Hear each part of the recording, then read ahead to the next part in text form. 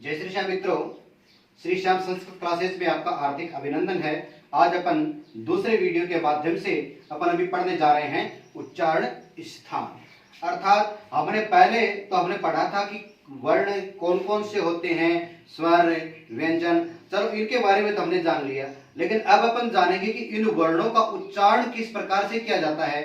अर्थात जब इन वर्णों को अपन बोलते हैं तब हमारे मुख के कौन से भाग से ये उच्चारण निकलते हैं। अर्थात हम जब बोलते हैं तब हमारी जो जिह्वा जो है वो हमारे मुख के अंदर किस कौन से भाग को स्पर्श करती है।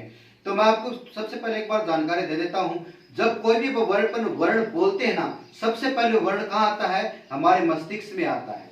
सबसे पहले कहाँ आता है? हमारे मस्तिष्क में आता है। उसके बाद में हमारे हृदय में जाता है, उसके बाद में नाभि पर जाता है और नाभि से कंठ में आता है और कंठ से मुख से होता हुआ बाहर निकलता है। इस प्रकार से कुछ तो आंतरिक हो जाते हैं इसके। तो अपन अब अच्छे से इनको एक सूत्रों के माध्यम से अपन पढ़ेंगे। चलो, पहला अपन जो सूत्र है उच्चारण स्थान का वो है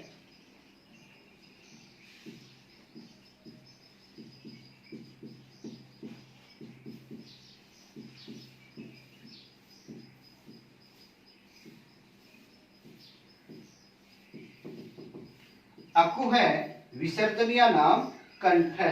क्या मित्रों? अकु है विसर्जनीय नाम कंठ है। देखो मित्रों, इस सूत्र को अच्छे से समझना है अपने को। इस सूत्र को ही याद करना है, अलग से रट्टे लगाने की अपने को कोई भी आवश्यकता नहीं है। देखो सबसे पहले क्या आ रहा है इसमें? ए आ रहा है। ए का मतलब हो जाएगा ए और आ। ओके, आगे आ रहा है कु। कु का मतलब हो जाएगा कै वर्ग। देखो हमने 5 वर्ग पढ़े थे ना पिछले वीडियो में, कु चुटु तुपु व्यंजनों के अंदर पढ़े थे। तो ये हो जाएगा हमारा कै वर्ग हो जाएगा। अच्छा, कै वर्ग में कौन कौन से वर्ण आ जाएंगे? कै, ख, ग, घ और ङ। ओके, आगे आ रहा है क्या? है। और विसर्जनीय नाम का मतलब हो जाएगा विसर्ग। अर्थात इन वर्णों को जब अपन बोलेंगे ना तब हमारी ध्वनि जो है वो कहां से निकलेगी? डायरेक्ट कंठ से निकलेगी। अर्थात उच्चारण कहां से होगा इनका? कंठ से होगा। जैसे ए, आ, कै, ख, ग, घ, ङ, है। और विसर्ग को भी अपन है ही बोलते हैं। देखो जैसे राम शब्द है, राम शब्द है, इसके आगे हमने लगा दिया विसर्ग, तो क्या बन गया? ये राम है। अर्थात है का उच्चारण अपन कहां से करते हैं? सॉरी, विसर्ग का उच्चारण कहां हो जाएगा? हमारा है से होता है। ओके मित्रों, दूसरा इसका फॉर्मूला है, सूत्र जो है वो है ईचु येषा नाम तालु। ईचु येषा नाम तालु। अर्थात इसी को अपन देखेंगे तो क्या हो जाएगा? ई, ह्रस्व ई और दीर्घ ई। चू का मतलब क्या हो जाएगा? च वर्ग हो जाएगा। च वर्ग में कौन कौन से वर्ण आ जाएंगे? च, छ, ज, झ और ञ। ओके, आगे क्या आ रहा है? ये आ रहा है और स आ रहा है। इनका उच्चारण क्या हो जाएगा? तालु हो जाएगा। अर्थात इनको जब अपन बोलते हैं तब हमारी जिह्वा जो है वो तालु से स्पर्श करती है।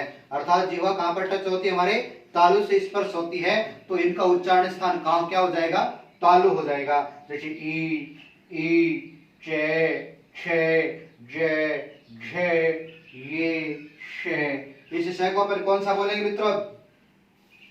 अब इसको बोलेंगे अपन तालव्य। जो अपन एलकेजी यूकेजी पहली क्लासों में पढ़ते थे, जिसको कोई षटकोण वाला, सर्प वाला, उनको छोड़ देना। अब अपने को इसको तालव्य, मूर्धन्य, दंतव्य वैसे पढ़ना है।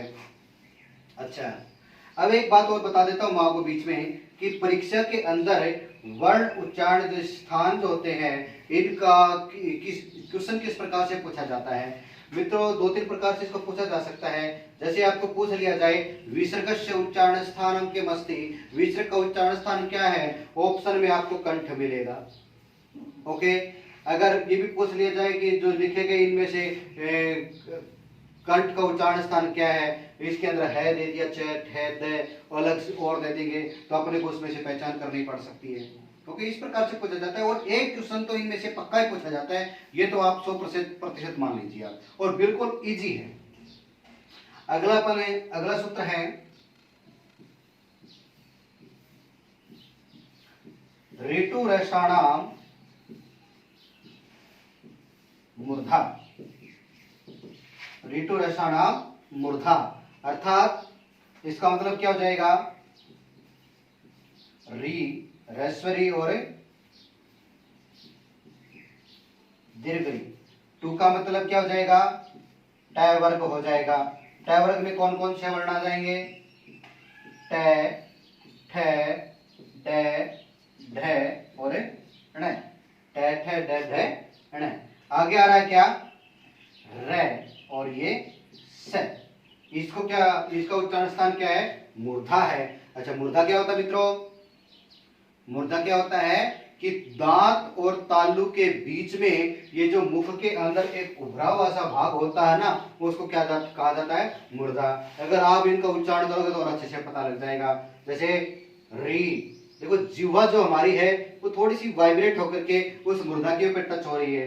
री, टे, ठे, डे, ढे, णे, रे, श। अच्छा, इनका उच्चारण स्थान क्या हो जाएगा मित्रों, मूर्धा हो जाएगा।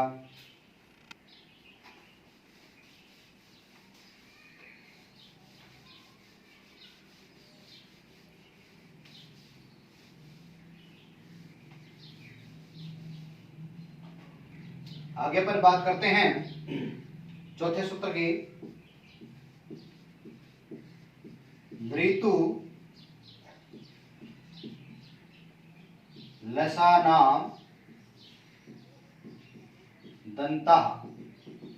ऋतु लसानाम दंता अर्थात ली,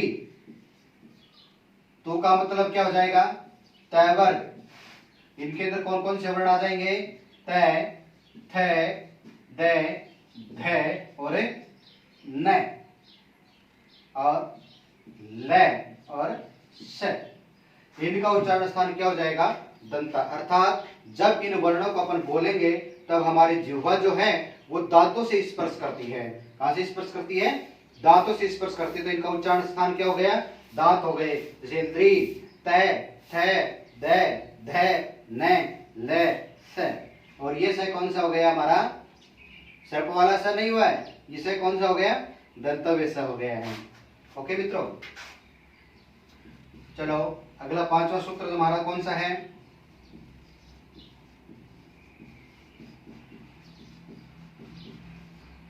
उपपदमान्यानाम औष्ठव। उपपदमान्यानाम औष्ठव अर्थात उ, उ का मतलब ह्रस्व उ और दीर्घ उ। उ का मतलब क्या होगा मित्रों, पैवर्ग। पैवर्ग में कौन कौन से वर्ण आ गए, पै, फै, बै, भै और मैं। ओके, एक इसके अंदर आइए उपपदमानी। ये उपपदमानी क्या है भाई, इसको समझना है। उपपदमानी क्या है, देखो पै और फै से पूर्व, पै और फै से पूर्व अगर कोई अर्ध विसर्ग हो, आधा विसर्ग हो, तो उसको अपन क्या कहा जाता है, उपपदमानी कहा जाता है। और इसको अयोगवाह के रूप में इसकी काउंटिंग होती है, जो कि हमने स्वर और व्यंजनों के बारे में हमने पढ़ा था।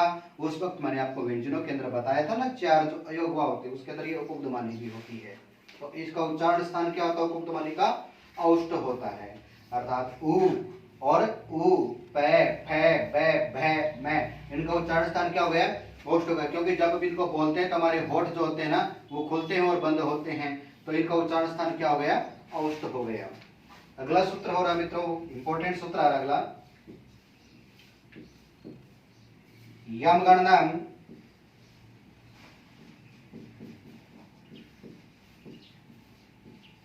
नासिका च। यम गणनम नासिका च अर्थात ये मैं, गै, ण, नम, अर्थात ये वर्ग के पांचवें अक्षर हैं, ये, मैं, गे ने और न। देखो यहाँ पर आपको कंफ्यूज होने की आवश्यकता नहीं है, क्योंकि आप कंफ्यूज हो सकते हैं कि देखो ये हमने ये आ गया उच्चारण स्थान पूछ लिया, अगर ये हमने तालु के अंदर भी पढ़ा, जो ऐसा नाम तालु उसमें भी हमने पढ़ा था और यहाँ पर भी आ गया, अब हम इसको कौन सा मानेंगे? इसके अंदर आपको अगर नासिका ऑप्शन दे रखा है तो सबसे पहले नासिका को सही मानना है, क्योंकि हमने को पहले प्राथमिकता इनको नासिका को देनी है। ओके, समझ में आ गया आपको अच्छे से? क्या ये जो है ये मैं गैण नम जो पांचों जो हमारे जो पंचम जो व्यंजन है वर्ग के पंचम वर्ण जो है इनका उच्चारण स्थान क्या होता है? नासिका होता है। अगला देखो,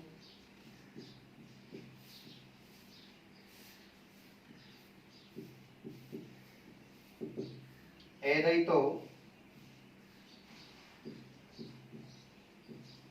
कंठतालु, ఏదైతో कंठतालु अर्थात ए और ऐ जो है उसका उच्चारण स्थान क्या होता है? कंठ और तालु होता है, क्योंकि हमने इसको जो स्वरों के अंदर हमने पढ़ा था कि एक ऐसे बना था, संयुक्त स्वर है ए और ई के संयोग से बना था। ए का उच्चारण स्थान क्या है? कंठ है। ई का उच्चारण स्थान क्या है? तालु है। उसके संयोग से बन गया तो कंठ और तालु हो गया। समझ में आ गया होगा मित्रों आपको?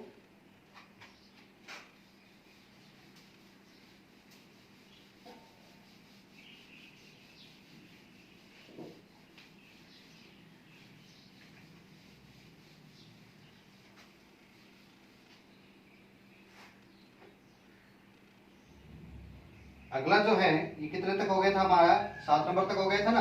चलो 8वां देखते हैं। औदयितो कंठोष्ठम, औदयितो कंठोष्ठम अर्थात ओ और औ का उच्चारण स्थान क्या हो जाएगा? कंठ और औष्ठ हो जाएगा। ये भी हमारा क्या है? आपको मैंने बताया था थोड़ी देर पहले, ये हमारा संयुक्त स्वर है, अर्थात ए और उ के संयोग से क्या बन गया था? वो बन गया था। तो ए का उच्चारण स्थान क्या है? कंठ है और ओ का उच्चारण स्थान क्या है? औष्ठ है। सॉरी, उ का उच्चारण स्थान क्या हो जाएगा? औष्ठ हो जाएगा। अगला जो सूत्र है वो है वकारस्य दंतोष्ठम, वकारस्य दंतोष्ठम अर्थात व का उच्चारण स्थान क्या हो जाएगा मित्रों? दंत और औष्ठ। देखो इचवे ऐसा नाम में ये आ गया, ऋतु रसाना में ले आ गया, ऋतु रसाना में रे आ गया, और बच गया कौन सा? वह बच गया था। तो वह का स्पेशल अलग से सूत्र बना है क्या? वकार से दंतोष्ठम अर्थात दांत और ओष्ठों के माध्यम से इसको किसको बोला जाता है? वह को बोला जाता है, वकार से दंतोष्ठम। अगला है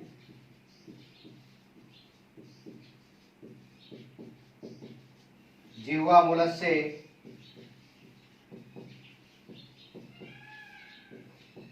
जिह्वा मूलम, जिह्वा मूलस्य जिह्वा मूलम अर्थात जिह्वा के मूल भाग से बोले जाने वाले वर्ण को क्या कहा जाता है? जिह्वा मूलीय वर्ण कहा जाता है। ये कौन कौन से होते हैं भाई? देखो क और ख से पूर्व, क और ख से पूर्व कोई अर्ध व्यंजन सॉरी अर्ध विसर्ग आ जाए तो उसको अपन क्या बोलेंगे? जिह्वा मूल्य बोलेंगे। और इसको कहां से बोला जाता है? जिह्वा के मूल भाग से अर्थात जिह्वा की जड़ से इसको बोला जाता है। ओके, अगला अंतिम जो सूत्र है वो है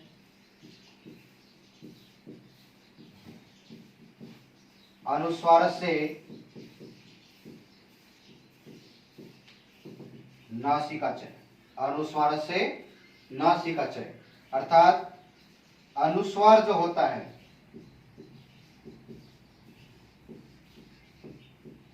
अनुस्वार जो होता है इसका उच्चारण स्थान क्या होता है? नासिका होता है।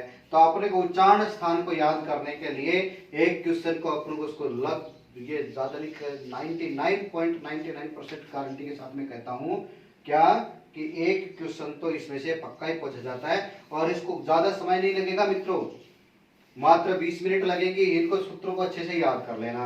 अको विसर्जन्यानाम कंठ इच्वेशानाम तालो ऋतुरषणाम मूर्धा त्रितुलसानाम दंता अबब्धमान्यानाम औष्ठौ यम गणनम नासिका च यतौ कंठ तालो वदतौ कंठोष्ठम अकार से तंतोष्ठम जिह्वा मूल से जिह्वा मूलम और अनुस्वार से नासिका च। और जो बच्चे अगर शास्त्रीय साइड से होंगे, अगर जिन बच्चों ने शास्त्री किए तो उनको तो अच्छे से ये याद भी हो जाएंगे। तुल्य सपरितनम सवर्णम सूत्रम जो हमारे संज्ञा प्रकरण के अंदर आता है उसके अंदर ये आ जाता है। और मैं पुनः आपसे निवेदन करना चाहूंगा, एक बार अगर आपने वीडियो को अंत तक देखा है, वीडियो अगर आपको अच्छे से समझ में आया है, प्लीज वीडियो को आप सब्सक्राइब करें, लाइक करें, शेयर करें और कमेंट करें।